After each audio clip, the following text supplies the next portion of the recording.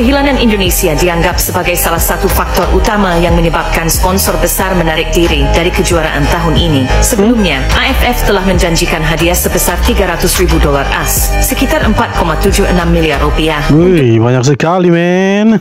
Juara dan $100.000 AS, sekitar 1,5 miliar rupiah untuk runner-up. Namun, akibat krisis sponsor, hadiah tersebut dilaporkan mengalami pemotongan drastis menjadi hanya $200.000 AS, sekitar 3 miliar rupiah untuk juara pertama dan $50.000 AS, sekitar 775 juta rupiah untuk runner-up. Reaksi dari negara-negara lain, selain Thailand, Vietnam juga turut mengungkapkan kekecewaannya terhadap situasi ini. Penurunan jumlah sponsor dianggap sebagai tanda bahwa AFF perlu berbenah untuk menjaga kepercayaan para mitra bisnis dan negara-negara anggota.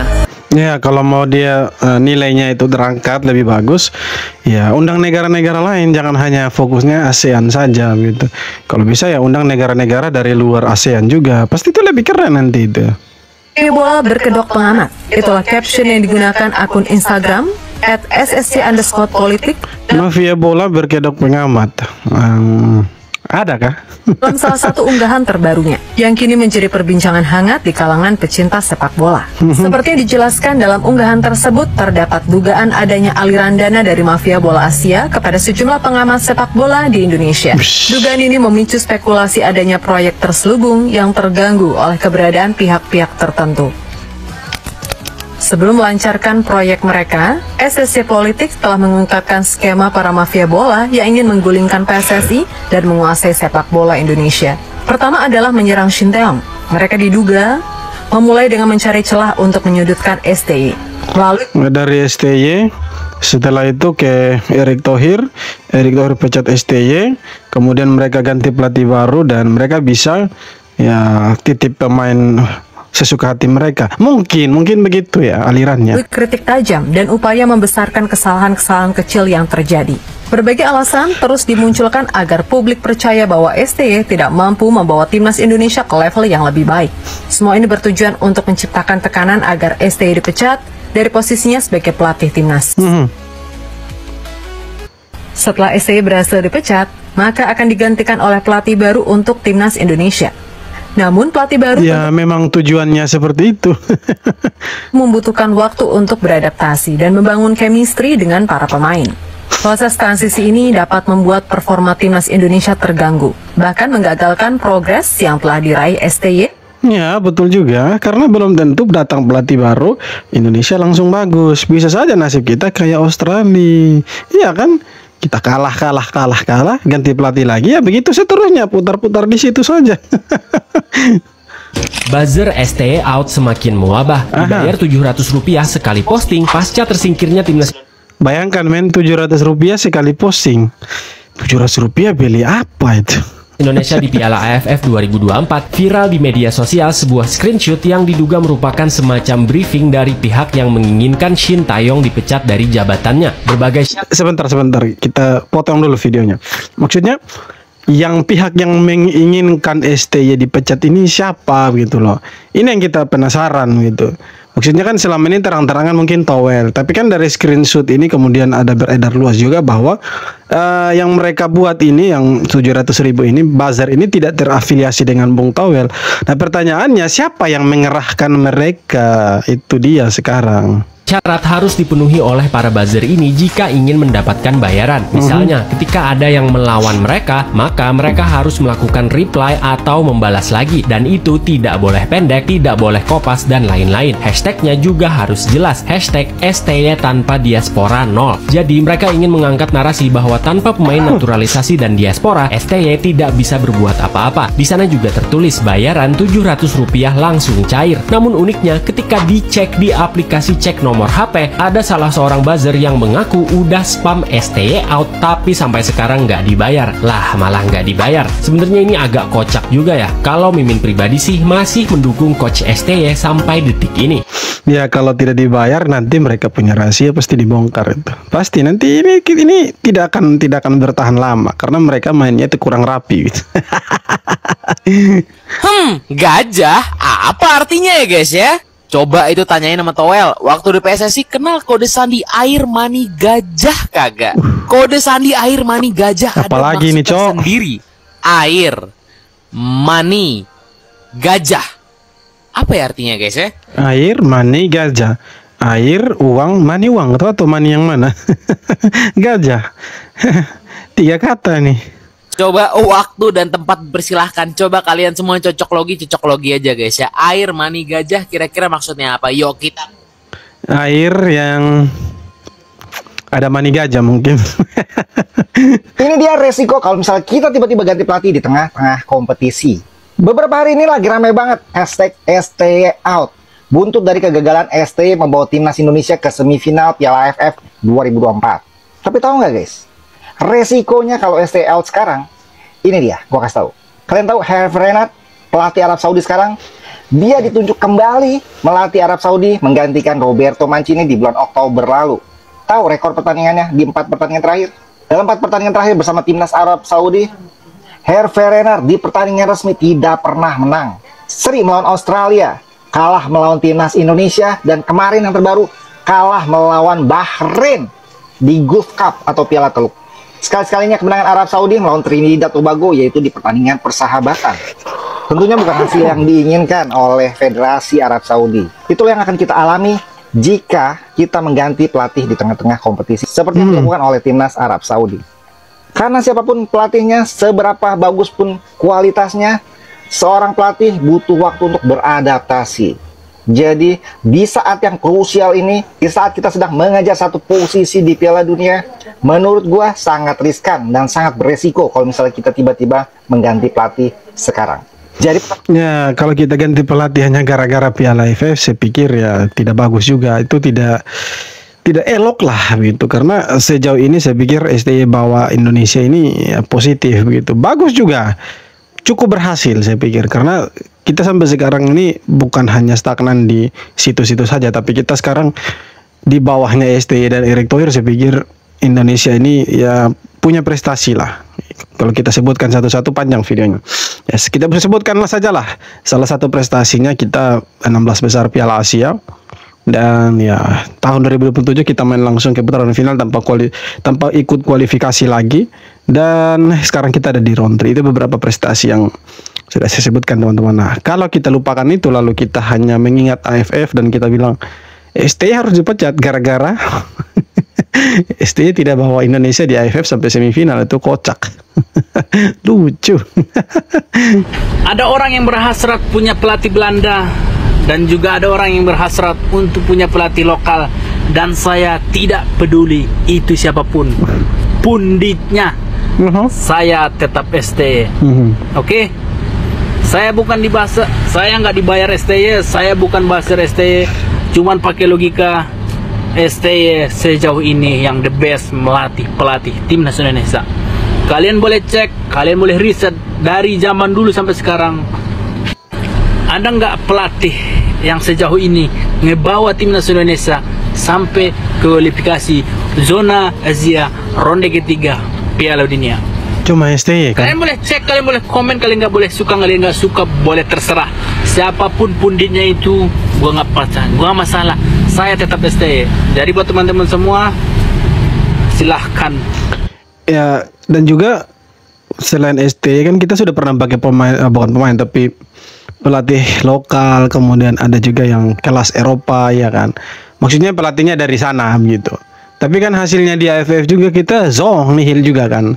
Nah, kalau kemudian kita menyalahkan STY tidak bisa bawa Indonesia untuk juara AFF. Nah, pertanyaannya kembali lagi, kita sudah pernah kita pakai pelatih lokal ya kan, pelatih dari luar juga selain STY. Pernah tidak kita juara AFF? Belum pernah kan. Jadi memang sekarang kita kita belum pernah juara Piala AFF, tapi jangan lupakan juga bahwa kita pernah masuk 16 besar Piala Asia ya kan. Kita sekarang di ronde ketiga kualifikasi Piala Dunia, dan sebentar lagi tidak menutup kemungkinan nih kita mungkin ada di Piala Dunia atau ronde keempat. Ya, ini tidak menutup kemungkinan, semua masih terbuka.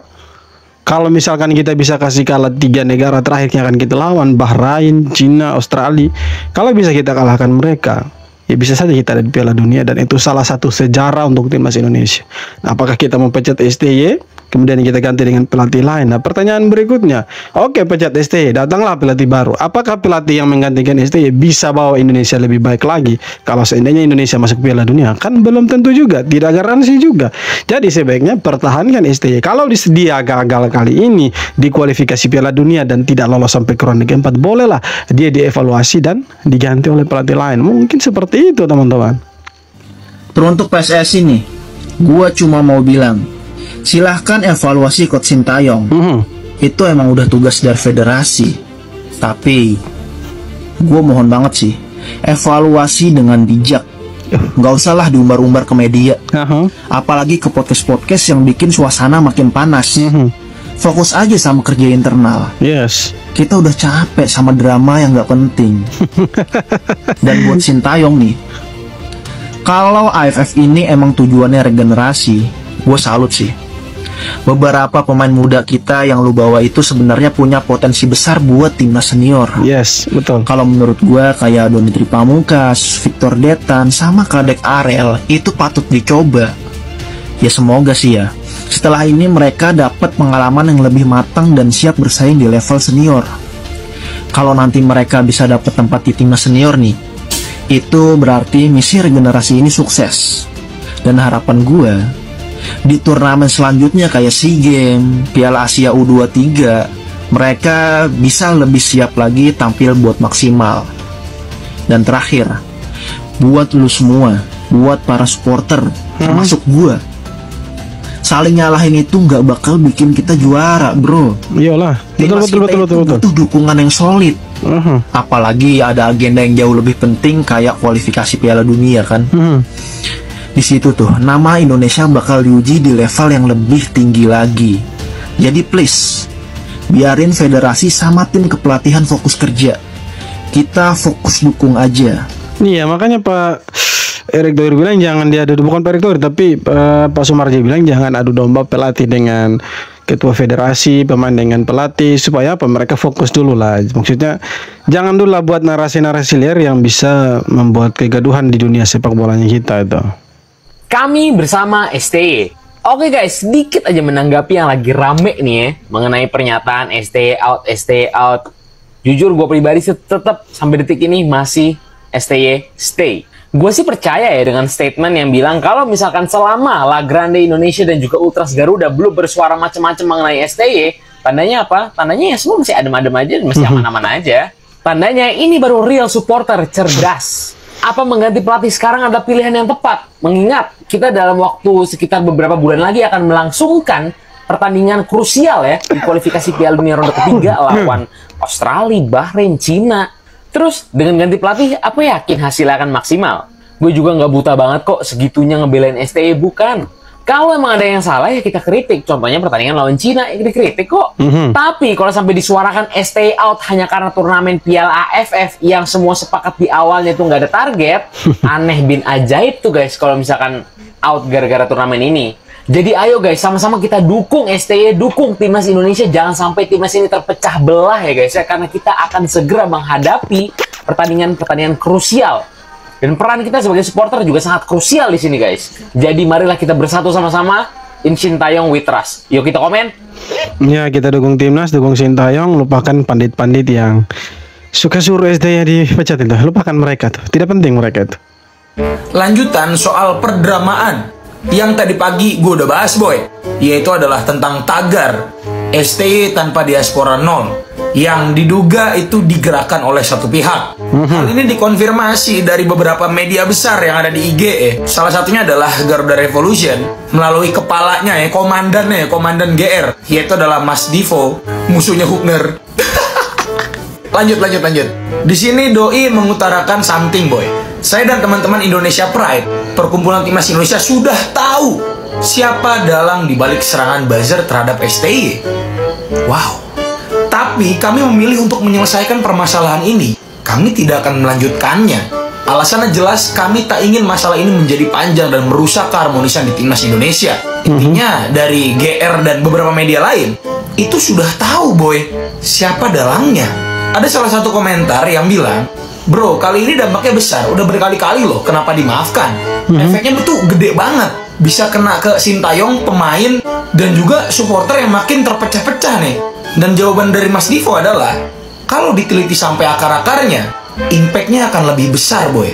Teman-teman sudah pertimbangkan itu, insya Allah ini jalan terbaik. Biar kita fokus sampai selesai round 3. Sekali lagi, gue di sini kan nothing ya, gue NPC ya di dunia ini. Cuma menurut gue, boy, kita ikutin aja dulu alurnya. Apa yang diutarain sama Komandan GR tadi, dan juga beberapa teman-teman lain ya, yang mereka itu satu sama kita kok. Fans timnas yang waras pastinya. Kalian udah nggak usah berasumsi-asumsi yang enggak lagi. Walaupun ini sih masih, kalau bagi gue ya, ini masih belum final sih. Cuma ya udahlah, semoga ini jadi jalan terbaik ya. Yang penting kita kawal terus, boy. Siapapun yang gerak-geriknya aneh, patut sekali kita perhatikan, boy. Ingat, semuanya adalah demi timnas kita tercinta. Apakah benar, boy, feeling gue, boy, selama ini? Kalau misalnya emang ada ya pihak yang nggak pengen bola kita tuh baik-baik aja, boy. Ya pasti ada, masa tidak ada. Karena peladang mereka itu ya seolah-olah dibakar dari dalam gitu. Jadi hangus semua mereka punya ya ladang itu kan. Jadi ya pastinya mereka tidak suka kalau ada STY, kemudian ada Erick Thohir, karena kalau kita lihat tipikal orang-orang ini memang agak sulit diatur, maksudnya ya sogok-sogok, diatur-atur untuk ikuti kemauannya para mafia ini, kayak kan. Jadi mereka agak sulit untuk ngatur itu, makanya mereka mau tidak mau, suka tidak suka, mereka harus kerja ekstra bagaimana caranya menyingkirkan kedua orang ini. Tapi syukurnya kita semua supporter itu bersatu, dukung STY, dukung Erick Thohir. Ayo kita dukung, misi kita harus sama, visi misinya harus sama. Ya dukung timnas sepenuh hati, kita dukung timnas di kualifikasi round 3 ini, dan ya jangan sampai aneh-aneh lah. Oke teman-teman, jadi itu dia beberapa video tanggapan dan komentar dari netizen soal sepak bola kita. So seperti apa tanggapan kalian? Silahkan tulis kolom komentar, dan terima kasih banyak sudah nonton video sampai akhir. Kita jumpa lagi di video-video berikutnya. Hormat.